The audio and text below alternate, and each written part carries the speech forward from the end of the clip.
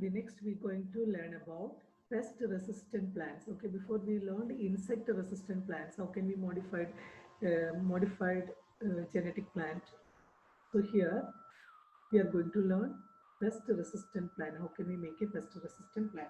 So for that, first we want to know about one nematode.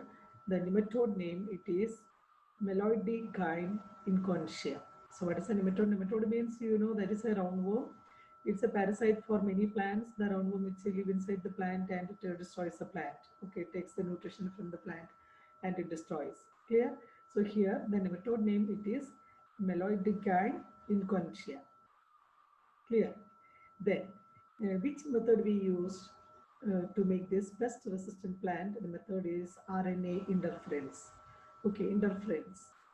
So making some disturbance. Interference means making some disturbance. Suppose one example you are telling, usually you will go to school 7 o'clock. Then one day it was raining very heavily, you could not go. You started at 8. So there is some disturbance. Okay, interference. Same like we are making interference in the gene. How we are doing this? Let us see. So especially this nematode, it infect the tobacco plant. Okay, so which plant? The plant infected by this nematode, that is tobacco plant. So what is happening? Usually this nematode which contains gene, this gene which synthesizes protein, the protein is very essential for the growth. So nematode contains gene, the gene which is synthesizes protein and which is very essential for the growth. So what we'll be doing, we are isolating the gene from the nematode and will be introducing into the tobacco plant. So usually, you know, in eukaryotes, there's a defensive method. They can make dsRNA. dsRNA means double-stranded RNA or dsRNA. Here, what we are doing, we are isolating the gene from the nematode and is introducing into the tobacco plant. Then once it will enter into the tobacco plant, what will happen? It will undergo transcription. So you learned it will undergo transcription and translation. Here first it will undergo transcription and it will form dsRNA or double-stranded RNA. What will form? It will form dsRNA or double-stranded RNA. Clear? So now in the plant, what is ready? dsRNA or double-stranded RNA is ready. Then after that, what will happen? Once this nematode, this roundworm, it will enter into the tobacco plant. As we told, that nematode, it contains gene.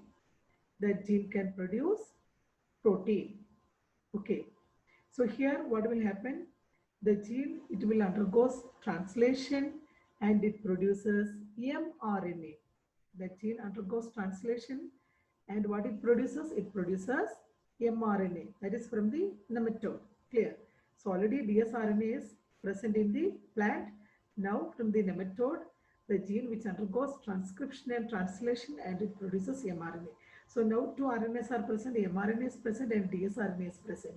Then what will happen? dsRNA, it will go and bind to the mRNA because both are complementary to each other. So this dsRNA, it will go and binds to the mRNA and it will interfere, or we can tell it silence the mRNA. Once it will bind mRNA, it will become silence. It is called silencing. mRNA is silencing and it cannot produce the protein.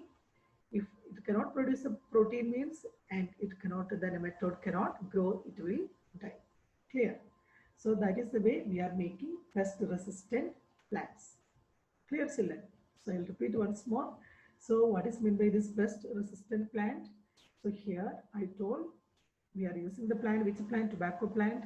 The plant is infected by the nematode. The name of the, it's a roundworm. The name of the nematode, it is Meloidigyne incontia. So usually I told this nematode which contains gene, it can do protein synthesis. Protein is very essential for the growth of nematode or roundworm. So in eukaryotes, mainly there is a defensive method, that is that is making dsRNA or a double-stranded RNA. So here, what is happening? So we are isolating gene from the nematode and will introduce into the tobacco plant. Once it will enter into the tobacco plant, it undergoes transcription and it forms dsRNA or double-stranded RNA. So dsRNA is ready there. Then this nematode, this roundworm, it will enter into the tobacco plant, the nematode which contains gene. The gene undergoes transcription and translation and it produces, what it will produce? It produces mRNA. This mRNA and dsRNA both it binds. So to dsRNA it binds to the mRNA and it interfere or it silences the mRNA, and the mRNA cannot produce proteins and nematode cannot grow. Clear? So that is the way we are making pest resistant plant. You can see in this figure. So parasite could not survive in a transgenic host expressing specific interfering RNA. The transgenic plant therefore got itself protected from the parasite.